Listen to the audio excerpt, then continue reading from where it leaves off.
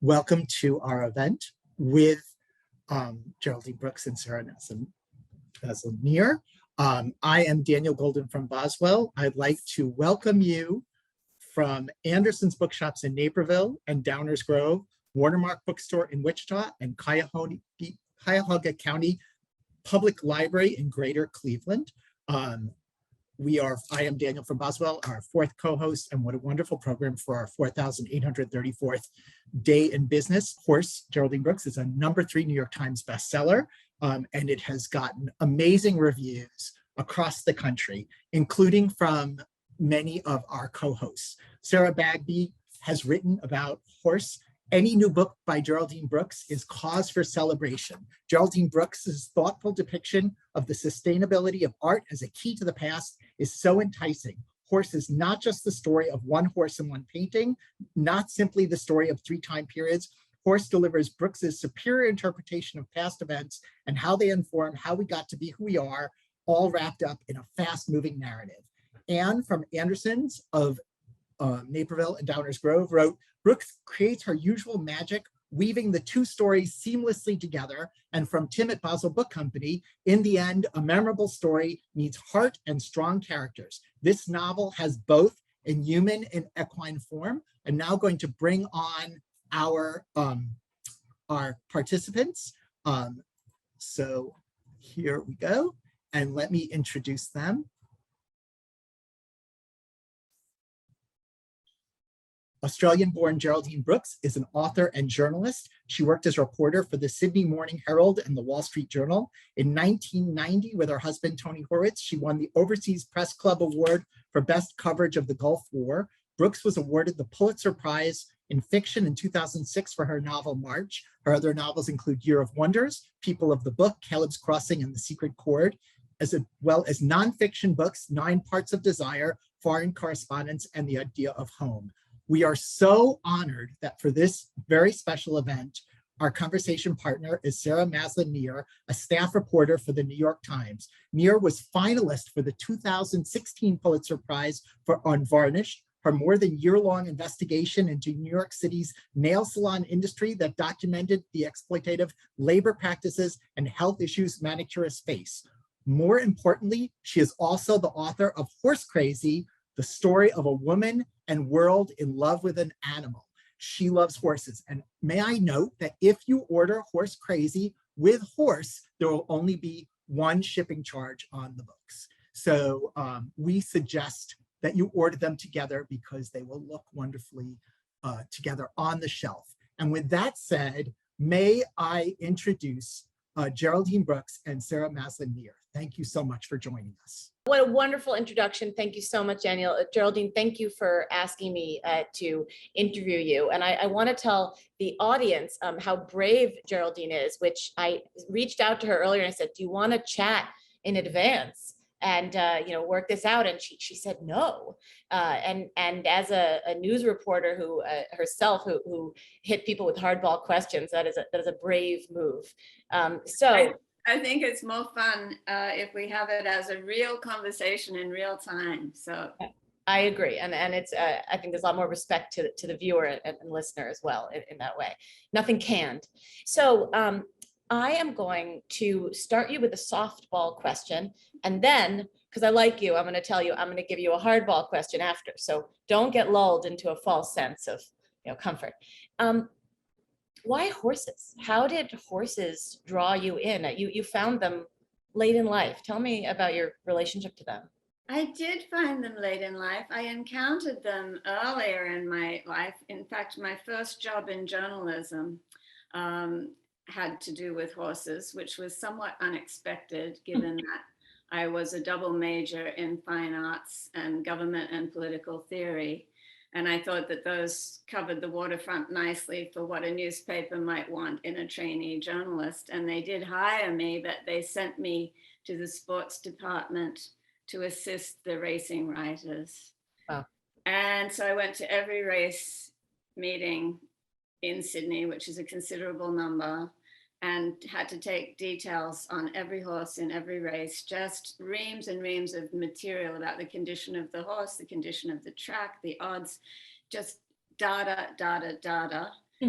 And as an animal lover, going to so many races, inevitably some horses foundered and were destroyed. And it was extremely confronting to me to see what was going on with equines at the track, because it wasn't something I'd been aware of. So when I moved on to another job on the paper, I had PTSD about racing, and I never thought I would have anything to do with it again. But life throws all kinds of weird things your way. And in 2011, two strange things happened. One was I went riding for really the first time, quite by accident. I was at a retreat for writers. It happened to be being held at a ranch outside of Santa Fe. And I was admiring the horses in the corral just outside my room. And one of the wranglers said, "You should come on a trail ride." And I said, "I can't come on a trail ride because I can't ride." And he said, "Yes, you can. These horses know their job. They won't let you fall off." So the next day I was following behind him, and he said, "Let's pick up a canter." And off we went along a cliff edge in the arroyos. And I thought, this is fantastic. And also, there's nothing to it. Wrong. Wrong. So I found that out not too long after. But in any case, I came back from that trip, and I was talking to a young friend, and telling her what a great experience it had been. And she said, she looked out the window and she said, "You've got a little bit of land here. You could have a horse. In fact, I could give you my horse." And the next thing you know, I had a horse, and I was on a very steep learning curve. And you wrote the book on being horse crazy. Once that bug bites, there's no going back. And all I wanted to do was think about this horse and ride this horse and look after this horse. And as a result, I was not getting any writing done. And the red ink was about to overtake the balance sheet, because horses are not cheap, as you know also. And then I went to a luncheon, and across the table, quite by chance, an official from the Smithsonian Institution started regaling his luncheon companion with the story of how he just delivered the skeleton of the most famous racehorse of the 19th century from Washington to the Museum of the Horse in Kentucky. And by the time he got up to what had happened to that horse in the Civil War, I knew I had my next book. Wow. It's a lightning bolt moment. That's incredible. I explore it in Horse Crazy, my own book, what is that draw of a horse? And I actually, a colleague of mine at the Times interviewed a biographer of Donald Trump, and who ended up becoming horse crazy. And he said he's a very type A person, and that his belief is that it's something about the walk, the syncopation of the walk brings you back to the womb, at the time we were rocked, and it stills you. And when I was reading about Jarrett and the incredible difficulty your character goes through, and every time he got on that horse, he was at peace. And if that heals somebody who is free and of privilege, what that does for a person in his circumstances. And I just kept thinking about the healing power of horses throughout your book. So yeah, they lend us their power, and I think they lend us their intuition as well. And to me, I've never been any good in a yoga class, because when I'm in savasana trying to empty my mind, all I can think of is what I could be doing if I wasn't lying in savasana. How productive.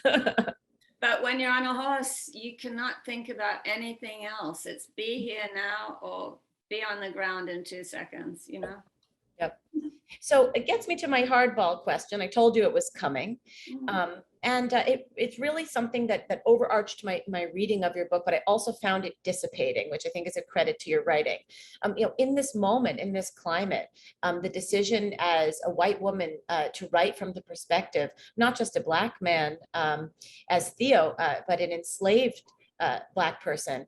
I mean, that's a fraught and daring thing.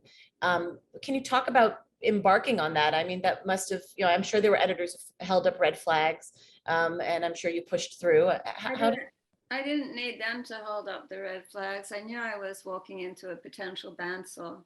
But once I thought I had no intention of going in that direction when I started this book. I just wanted to write about the horse. But once I started the research, I realized how absolutely fundamental to the success of this horse were the Black Horsemen, many of whom were enslaved or they had bought their way out of slavery through their immense skills.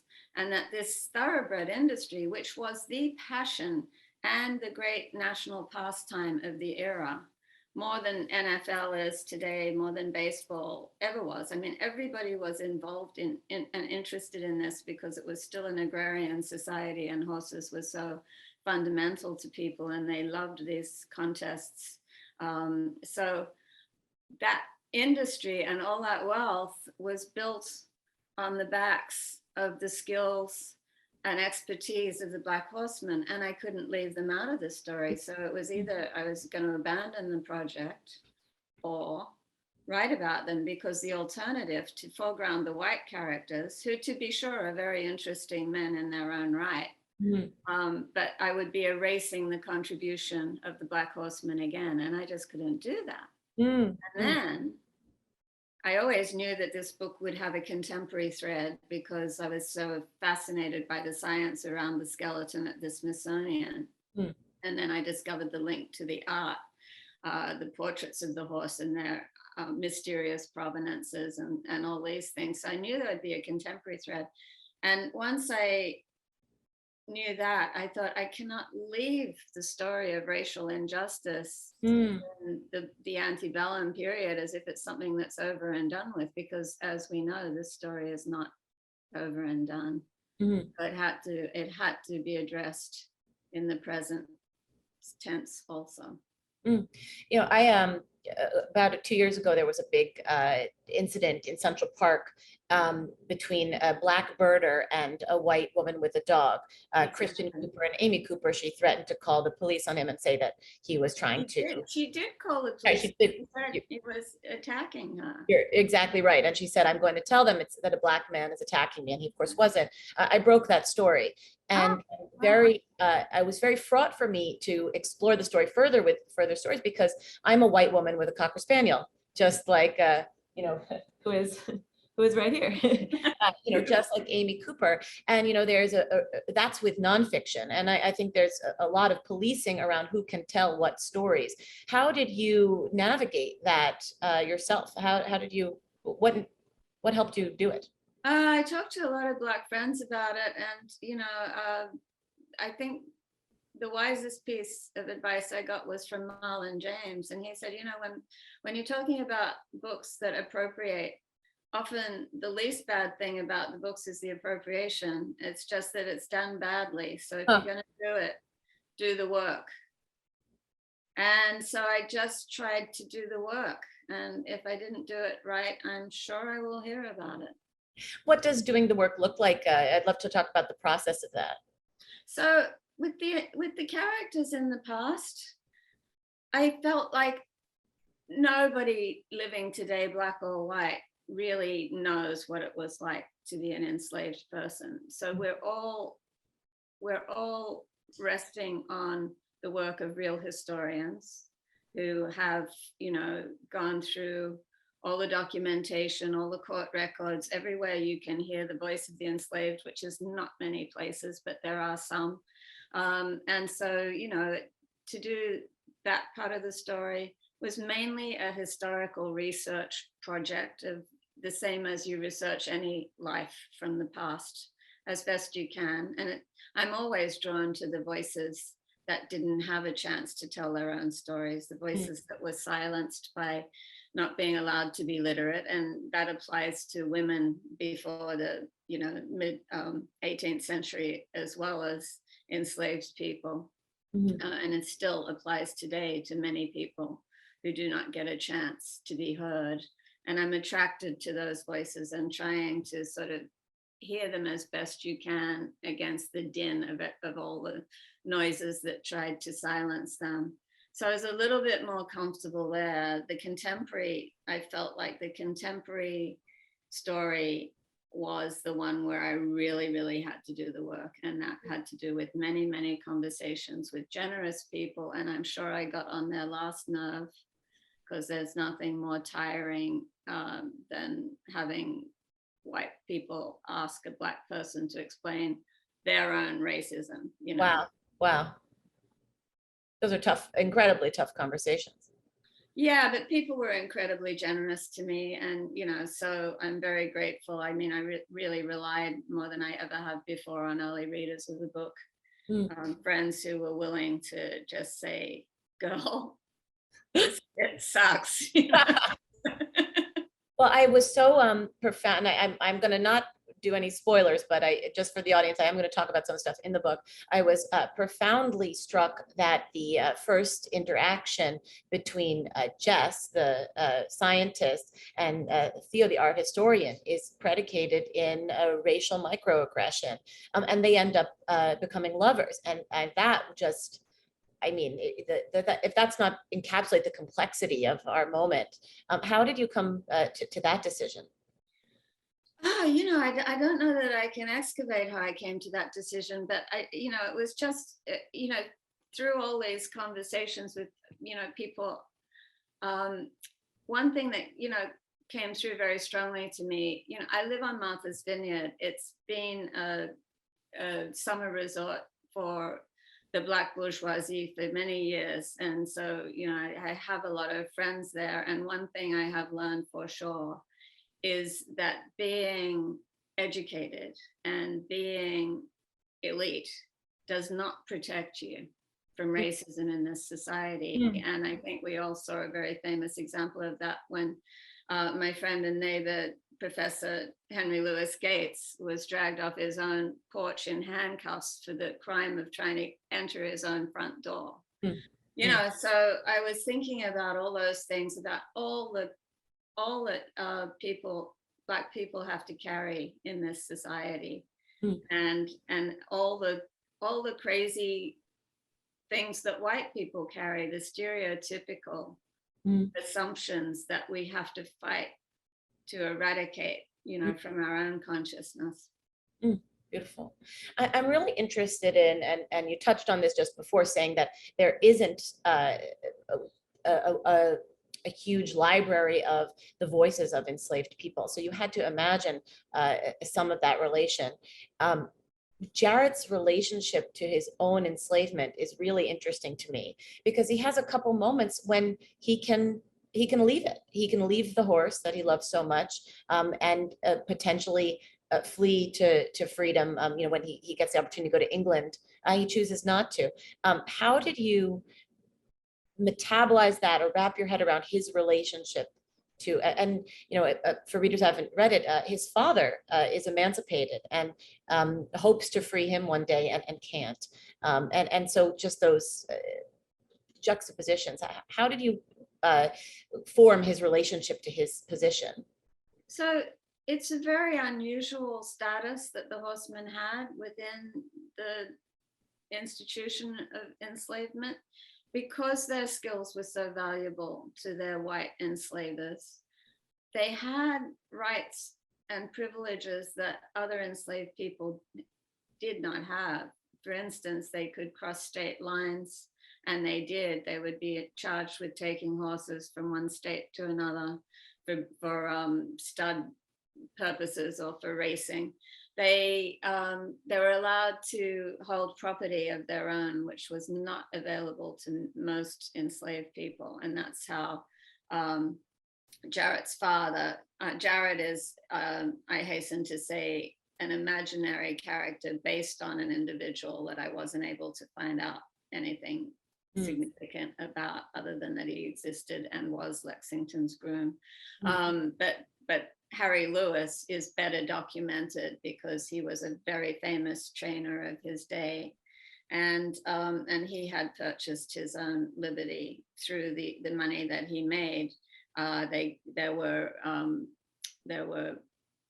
purses given to winning jockeys and trainers when the horses were successful. I'm really interested in the parallels between Lexington and Jared, right? Because both are not free creatures, both are possessions. And, I also write about this subject. I have a children's book coming out about the first ever female Black jockey to win a race in America, Cheryl White. And that parallel, that history, I like to say, it horrifies me to say, but thoroughbred racing was predicated on running the horses you owned with the humans you owned on their backs. That's how it began. And what draws Jarrett to Lexington? Is it that commonality that he sees himself in this creature? No, I think of Jarrett as, I gave all my own feelings about my own horse to Jarrett, and just tried to, he was the vessel into which I poured my own love of my horse. And it's true, I think, that, the owners and the trainers and the jockeys are not the people that matter to the horse. The people that matter to the horse is the person that's there with the grain and the hay every day, that is brushing them, that is mucking out their stall, that is spending the time with them, often sleeping in the barn with them, making them feel safe in new situations. So it's the grooms who are the most fundamental relationship in that cross-species magic that happens when you are able to build a bond of affection and trust with an animal that is not a spaniel or a dog. My dog's a lab. It's a lot easier for two predators to trust each other, I think. But to jump that barrier as a predator species with a prey species, and we look out at the world straight ahead, looking for what we're going to eat next, and they look all around them for what's coming to eat them. And so it's such a magnificent thing when you do get that relationship to work. And so that's what I wanted to try and describe. And Jarrett is the vessel for doing that. Well, the great horse whisperer, Monty Roberts, who the Robert Redford plays him in The Horse Whisperer, he says really what you're saying, that horses look for one thing from humans, that they are their safe place to be. And I was really struck that this relationship in this unbelievably dangerous moment for a Black man, that they are each other's safe place to be. And Jarrett creates that space. So it was incredibly written. I wanted to talk about the nature of art in this book. You reveal that you study as an art historian. Why did you choose art as a vehicle to tell this story? I loved that, and it was unexpected to me. Well, again, it chose me. So I set out to just the horse. It was just the horse, honestly. And then I find out that there's this wonderful character, an itinerant equestrian painter named Thomas Scott. And in fact, his work was rediscovered because somebody found one of his paintings in a giveaway pile on a curb and started to look into his work.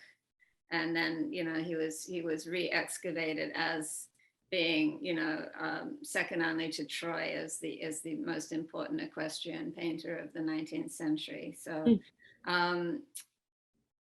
and one of his paintings is in the Smithsonian, and it came there in a very unexpected way as part of a bequest from a gallerist who was famous for championing the most avant-garde art of the period. She befriended Pollock and de Kooning and promoted their work before anybody else did. And so when her bequest came to the Smithsonian, it was all edgy contemporary art except for this one 19th century traditional oil painting of Lexington.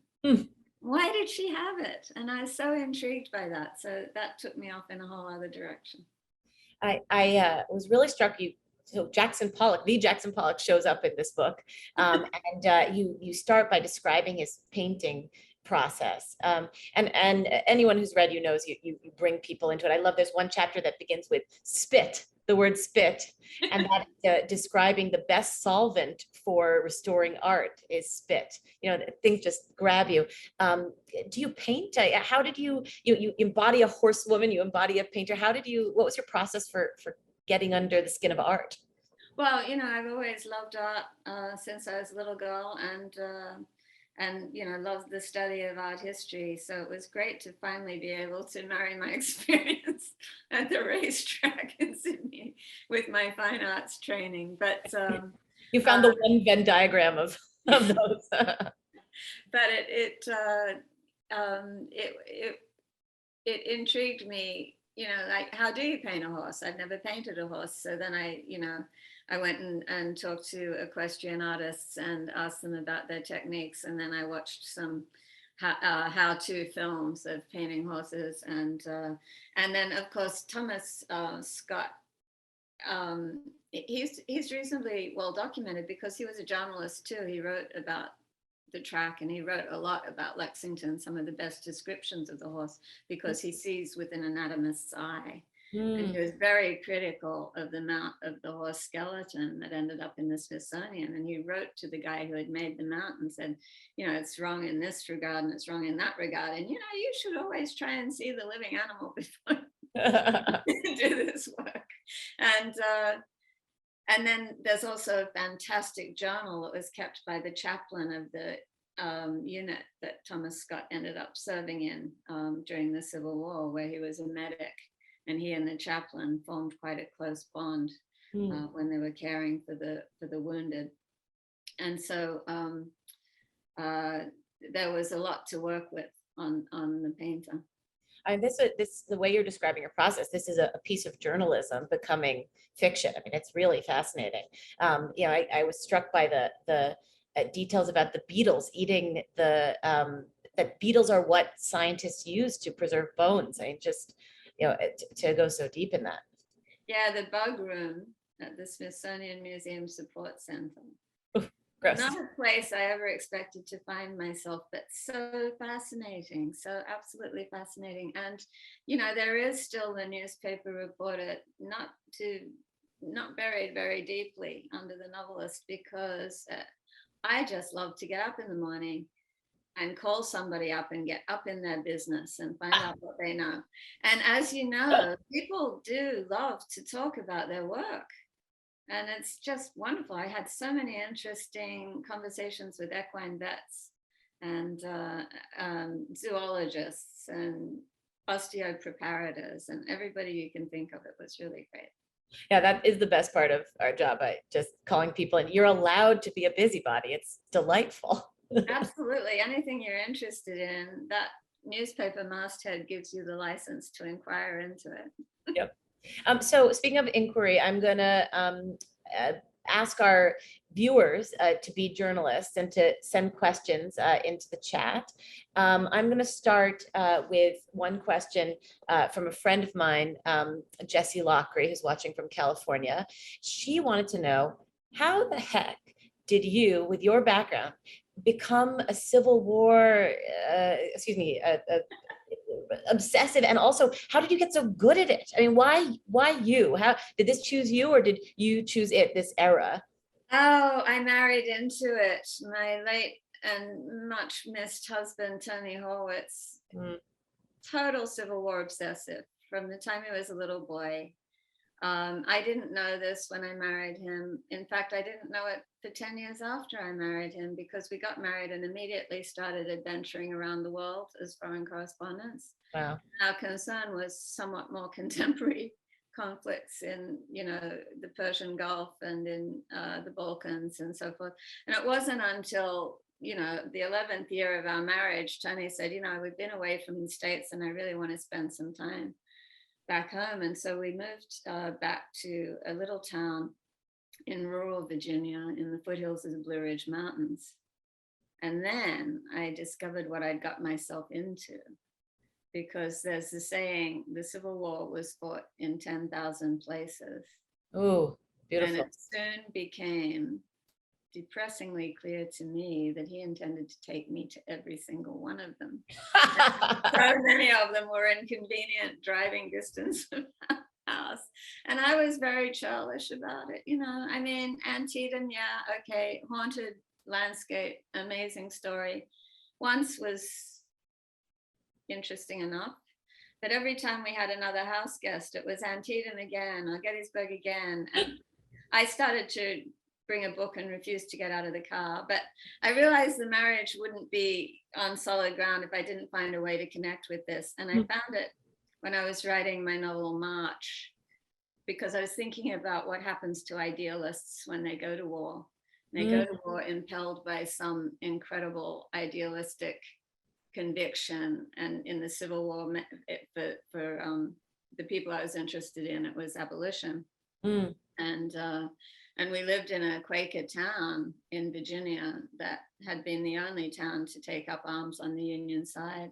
And yet the young men who had done that, thinking that slavery was a worse evil than violence, were read out of the Quaker meeting. And I thought, gee, you know, the conviction has to be strong to do that. But then what happened when they went to war and had to do violence and had to do things that probably were against all of their other moral convictions? And it happens in every war, all these young soldiers. I was thinking of the young people who joined the forces after 9/11, and then we heard so many tales of atrocity from Abu Ghraib and other places, and you just wonder about, you know, the moral peril of war on young people. And so that's how I initially connected to the Civil War. But I got a lot of stuff by osmosis from Tony.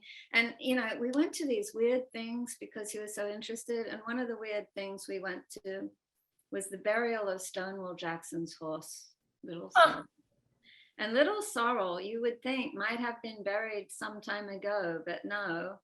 Little Sorrel had been stuffed and mounted, and then they decided to give the live, not the burial site, the funeral of the funeral.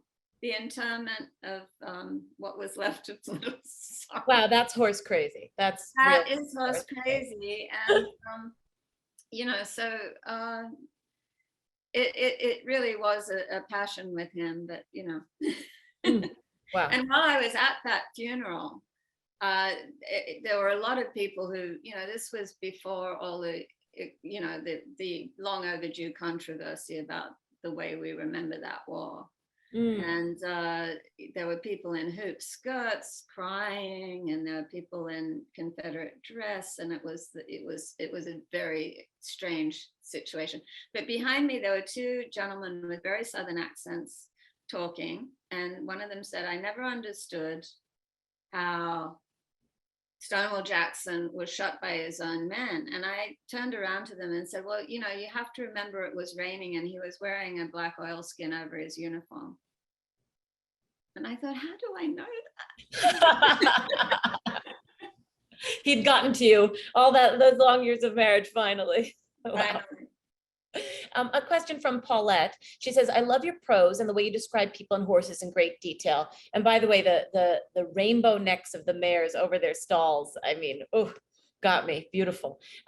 Do you create images in your head, or do you have actual paintings and photos you use to inspire you?" You know, I was thinking of horses I knew, but that description of the rainbow necks actually came from one of the very few oral histories that's come down to us, taken from one of the Black Horsemen. Wow. And he was a trainer, and he was interviewed. And of course, you have to take it with a grain of salt, because his interviewer was a white woman who was from the family who had formerly enslaved him. So, you know, obviously there were things he would not say to her. You can assume he was pulling some punches. But he described how he loved to go, you know, even though there was tremendous hardship in his early life, at the bottom of the power structure. He said he loved to go into the barns in the mornings and see the horses turn their rainbow necks towards him. So I took beautiful. I'm sure I want to give a little plug for Racehorse Men by Kathleen Mooney, which really digs into, if people are interested in the nonfiction side of this, the historian Kathleen Mooney. And there's another really excellent book by Edward Hoteling on the great black jockeys as well. And he goes into, I actually credit him for raising the possibility that Harry Lewis actually owned Lexington and had the horse sort of taken out from under him because they could. It's not, you can't prove it, but he's the one who found the bit of physical evidence that suggests that possibility. Oh, fascinating. A question from Kathy Sider, and I'm going to expand on it a little bit, Kathy, with your permission, I hope. Were the characters of Tess and Theo based on anyone you came across in your research? And for people who haven't yet read it, excuse me, Jess, it says Tess, but she meant Jess. Jess is a researcher at the Smithsonian, and Theo is an art historian in the contemporary side of the book. I wanted to add, I'm really interested in Mary Barr, the character of Mary Barr, because she's so complicated. And I wondered where she came from too. So, Okay. So I'll start with Jess because that's the easiest. So I had so many characters that I had to research and do such a lot of excavation and heavy lifting that I thought I would give myself a break and do one character that I knew deep in the bone, as it were. And that Jess is based very much on myself as the nerdy little girl who grew up in inner Sydney. I thought she was you. And she's a little awkward and she blunders around and she's a work in progress. So that's where Jess came from. But then when I went out to see who does the actual work, the job that I give to Jess in the novel, there are two young women that were just fantastic. And so they added a lot of detail about what it's like to be that woman that works in the bug room every day. And so I added in their actual real life experience as well.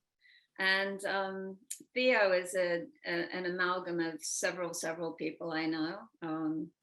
And Mary Barclay actually existed. And so one of the things that's so extraordinary about Lexington is all the different people who were involved with him.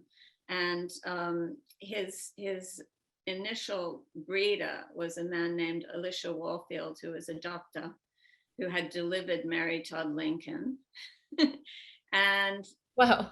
his daughter, Mary Jane Warfield, who would have grown up with Lexington, was married to a most extraordinary man named Cassius Clay. And we know the name Cassius Clay now, of course, because Muhammad Ali was initially named after Cassius Clay because Cassius Clay was an emancipationist in Kentucky. Wow. And he came from the Clay family, who were a big political family and the biggest slave owners in Kentucky at the time.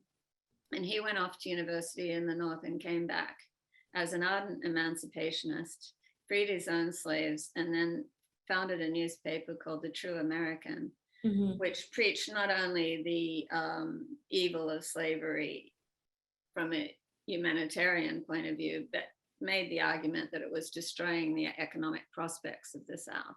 And that, of course, was real popular in Kentucky, a big slave power state. And so he had to fight off 3 assassination attempts. Wow. He got the better of his assailants even when they were armed with guns, and he had a Bowie knife. But he was a formidable guy.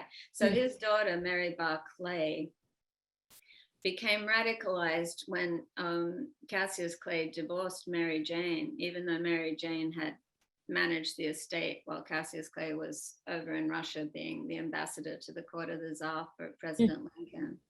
And he had an affair with a Russian ballerina, which kind of put the chill on the marriage. And when they divorced, Mary Jane was left with nothing. And that radicalized her daughter, who then became the leader of the suffragette movement in Kentucky. So she's based on a real person. Wow. Wow. I'm going to just push everyone. Oh, here, Gwen Benner, she asked, is there any significance to the naming of Lexington? And I actually want to add to Gwen's great question about names. And do remind me, thank you, Gwen. Well, Lexington starts out in this book as Darley. And he's known by Jarrett, his groom, as Darley. And pretty soon Jarrett adopts the changed name Lexington, which I'm sure you'll explain. And I was really interested that Jarrett's name changes too, wherever he is. His first name is always the possessive of who owns him, Warfield's Jarrett, and it changes. And I'm really interested in the decisions of you to change these characters' names and accept those names. No, so I wanted it to be very jarring, and I hope it is. It is, absolutely is. Yeah, and it should be, but that was how it was. So, I want it to be jarring because it was unconscionable.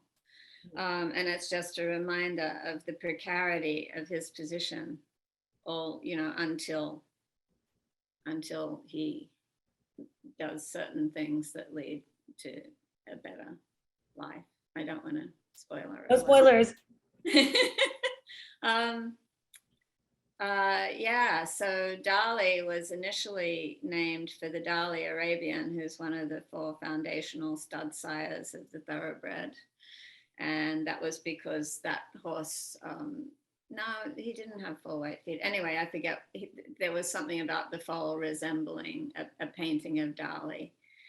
And then Dolly has early racing success thanks to Harry Lewis's training, and is sold to a syndicate led by a fascinating character called Richard Tenbrock, who was from a very distinguished New York Dutch family, went off to West Point, as was the tradition in his family, and got thrown out of there. And I went all the way to West Point to try and get to the bottom of why he was thrown out, and they didn't have anything on it. Anyway, he ends up making his fortune as a riverboat gambler and then buying the race course in New Orleans. And he leads the syndicate that buys Washington, and decides that he wants it to be known that this is a Kentucky horse. So he renames the horse for his birthplace, the city of Lexington.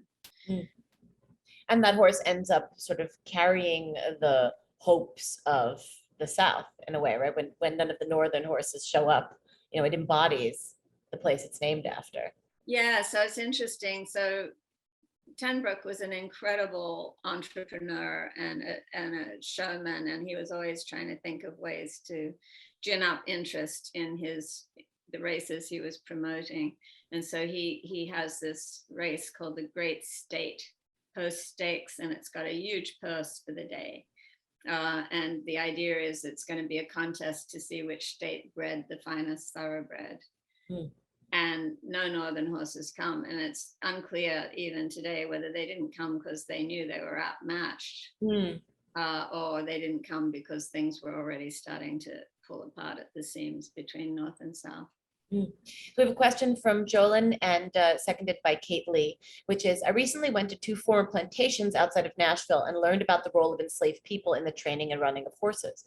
Did you visit many of these sites to get a sense of the environment in which they lived? And I think you must have, because at one point you described the horses through Jared's eyes. It looked like they were standing in clouds. And I just saw the mist coming off the field. So talk about that, those how you got there.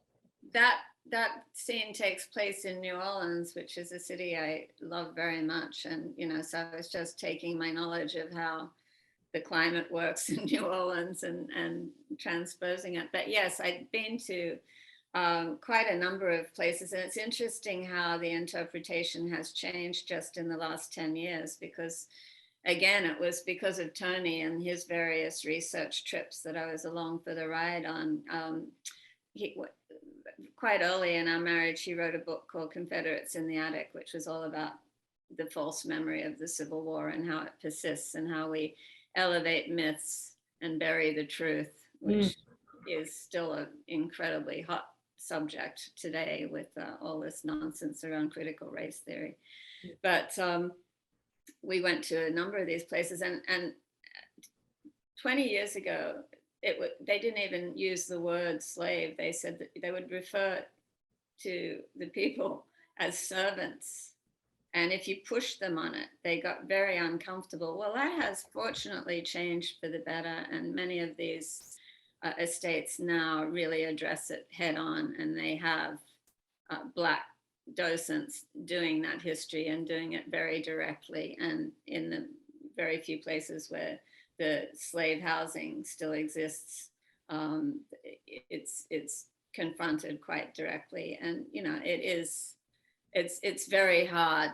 It's hard to confront, but I think we all have a duty to be informed and to confront the past and be honest about it, because you can't build a great country on falsehoods.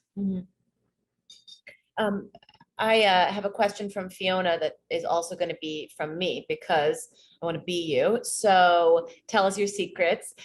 What is your daily writing process, right? And she also says she loves your book. Oh, well, that's lovely. My so-called process, when I was writing my first book, it was a journalist's book, completely factual. It was about my experiences among women in the Middle East when I was a correspondent. And I had no idea how to sustain a narrative. The longest thing I'd ever written was 3,000 words. That was considered a very long piece. Mm-hmm. And then to sustain a narrative over 100,000 words or 150,000 words, I didn't know how to do it. So I was totally restless. And I was living in London at the time. And I would just wander around the house, and then I'd wander down to the village, and I'd come back. And lucky for me, our next door neighbor was the one and only Michael Lewis. And he said, Geraldine, you're never going to get that book done unless you glue your bum to the seat and just sit there and write it. And he was so that it is the necessary, if not the sufficient, condition for getting a book written. So a lot of bum glue is involved. And then another piece of advice I got early on was, don't wait to get your aura on straight. Love that. If there's no wind, row. Do your work every day. And then I love something that a friend who's a sculptor said. Somebody asked her about her process, and she laughed and she said, my process is mess, mess, mess, mess art. Oof. And I love that, because you can't make art every day, but you can make a mess every day. And if you make enough mess, eventually the form will hopefully emerge from it. I love that. And that actually speaks to riding, right? The process of learning how to ride a horse is totally nonlinear. And then one day you can ride. I wanted to ask you about your relationship with horses now. Tell us your horses' names. Tell us how you ride. Tell us everything. So I have a beautiful Welsh pony. She's a large pony named Valentine, and she is absolutely perfect for me. She's seen a lot. She was about 20 when I got her, and I am a great fan of the older horsewoman. Huh. And then her paddock mate is an off-the-track thoroughbred called Screaming Hot Wings. Screaming Hot Wings. Yeah, he's a chestnut, and their personalities could not be more different. She is very self-contained. Nothing bothers her.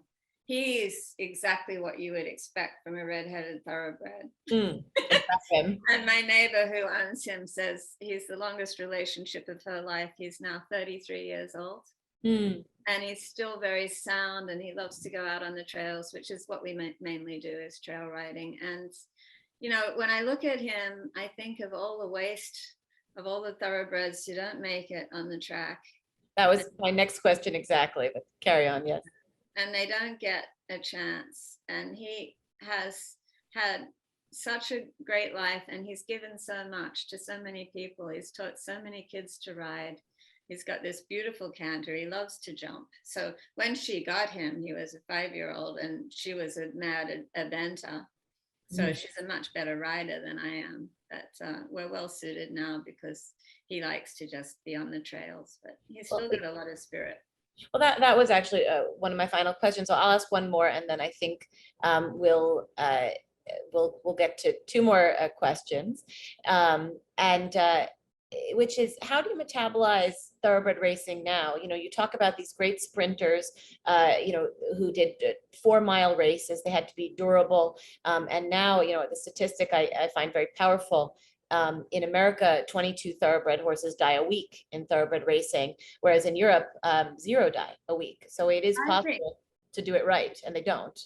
I think we are so long past reckoning with this incredible abuse of these beautiful animals. And, you know, I've got a real bee in my bonnet about Lasix, because that's banned in every other civilized country. For people who don't know, Lasix is a diuretic that almost every racehorse gets, and it causes them to urinate gallons and gallons of liquid out, so they're lighter, and it's given to them under the pretense it's good for their breathing.